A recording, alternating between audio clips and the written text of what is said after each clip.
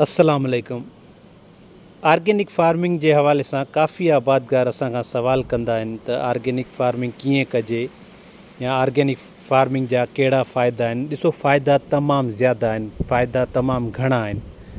असांजो इन्वायरमेंट जेको आहे उहो असांजो इन्वायरमेंट सेफ़ रहे थो, असांजो माहौल हिकिड़ो ख़ुशगवार माहौल रहे थो, ठीकु आहे।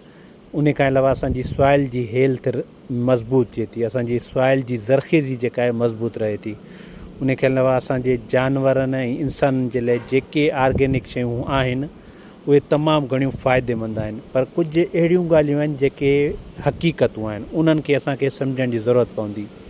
जेकॾहिं तव्हां मुसलसल इनऑर्गेनिक मतिलबु फार्मिंग कयो था, जंहिंमें तव्हां मतिलबु केमिकल फर्टिलाइज़र यूज़ कयो था, उन में तव्हां chemical pesticide, insecticide, herbicide use कयो था, ऐं अचानक तव्हां जेकॾहिं ऑर्गेनिक फार्मिंग ते ईंदो त तव्हांजी पैदावार ईअं सम्झो 40, 50 या 60% ताईं लॉस थी सघे थो।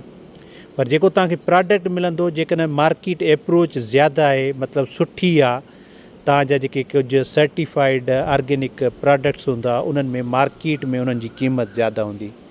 भले जेकॾहिं मिसाल यील्ड असांजी पर एकड़ ते घटि ईंदी, पर उहा जेका बि ईंदी उहा असांजी मार्केट में असां वटि मतिलबु मार्केट आहे, असांखे खपाइण उते सही नमूने सां सेल आउट करे सघूं था, त उन खे असां जेको आहे फ़ाइदो घणो खणी सघूं था। हमेशह हिकिड़ी ॻाल्हि यादि रखंदासीं, जॾहिं बि ऑर्गेनिक फार्मिंग जो असां सोचींदासीं त असां कोशिशि कंदासीं असां पंहिंजी सभिनी खां पहिरियां सॉइल खे न्यूट्रिएंट रिच कंदासीं। सॉइल जा जेके आहिनि असांजा अहिड़ा जुज़ा जेके मतिलबु असांजी सॉइल जी हेल्थ खे या असांजो जेको आहे सॉइल जी ज़रख़ेज़ी खे वधाईंदा आहिनि, या अहिड़ा कुझु मतिलबु असांजा माइक्रोब्स आहिनि जंहिंमें बैक्टीरिया, अलजी ऐं प्रोटोज़ोआ, वायरस, इहे काफ़ी शयूं आहिनि जेके असांजे मतिलबु फर्टिलाइज़र आहे या सॉइल जी हेल्थ में जेके असांजा मतिलबु डीकम्पोज़िशन जो कमु कंदा आहिनि। तव्हां जेकॾहिं मिसाल को बि फर्टिलाइज़र इस्तेमालु कयो था, मिसाल ऑर्गेनिक फर्टिलाइज़र, उहो तव्हांजो कंपोस्ट आहे या उहो तव्हांजो फार्म यार्ड मैन्यूअर आहे या वर्मी कंपोस्ट आहे या जेको तव्हांजो सोर्स आहे, सभिनी खां पहिरियां असां छा कंदासीं, असां पंहिंजी ॿनी खे माना न्यूट्रिएंट रिच कंदासीं ऐं उन जा जेको माइक्रोब्स आहिनि, उन में जेके ज़िंदा नंढा जीवत आहिनि, उन्हनि खे असां मज़बूत कंदासीं, जीअं असांजी सॉइल जी फर्टिलिटी वधे। इन में तव्हांखे माना 4 खां 5 साल लॻी सघनि था। आस्ते आस्ते आस्ते आस्ते महिनत करण सां तव्हां जेको आहे ऑर्गेनिक फार्मिंग मां फ़ाइदो खणी सघो था। पर जेकॾहिं अचानक तव्हां वेंदो, हिकिड़ी ॻाल्हि यादि करे छॾियो, जीअं मिसाल असां वटि त ट्रेंड इहो ई आहे न, असां वटि जेको ट्रेंड हले पियो, काफ़ी आबादगार ऑर्गेनिक फार्मिंग कनि पिया।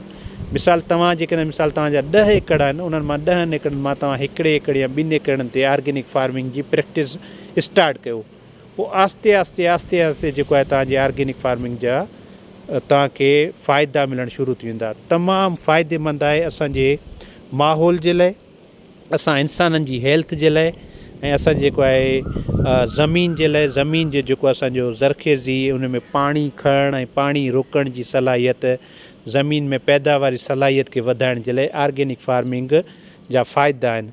पर जेका तव्हांजे हिकिड़े ज़हन में मिसाल तव्हां सोशल मीडिया ते जेके ॻाल्हियूं ॿुधो था, उन्हनि ते यकीन एतिरो जल्दी न कयो, छाकाणि त जेकॾहिं तव्हां मिसाल उन्हनि ते सोचींदो, उहे शयूं करणु मतिलबु हिकिड़ी ॻाल्हि असां चऊं था, हिकिड़ी ॻाल्हि उन ते अमल कयूं था न, अमल करणु तमामु ॾुखियो हूंदो आहे, पर महिनत सां पॉसिबल आहे। ईअं न आहे त मिसाल महिनत न कंदासीं ऐं हर शइ थी वेंदी, त महिनत सां हर शइ पॉसिबल आहे। असां जेकॾहिं कोशिशि कंदासीं त असां सभु शयूं इहे करे सघूं था।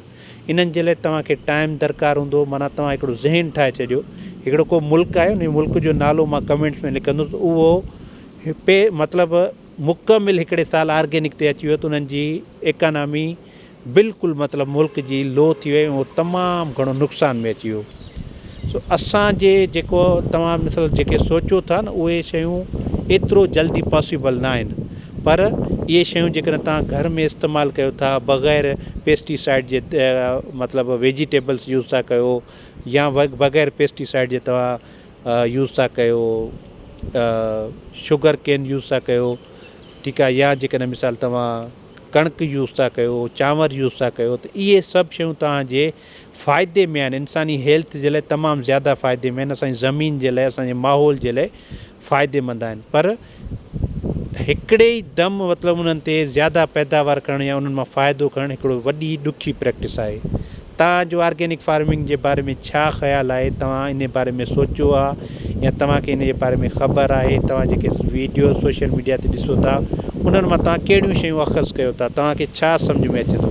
इहो असांखे कमेंट में ज़रूरु ॿुधाइजो। वीडियो पसंदि अचे लाइक एंड शेयर ज़रूरु कजो। Thank you so much.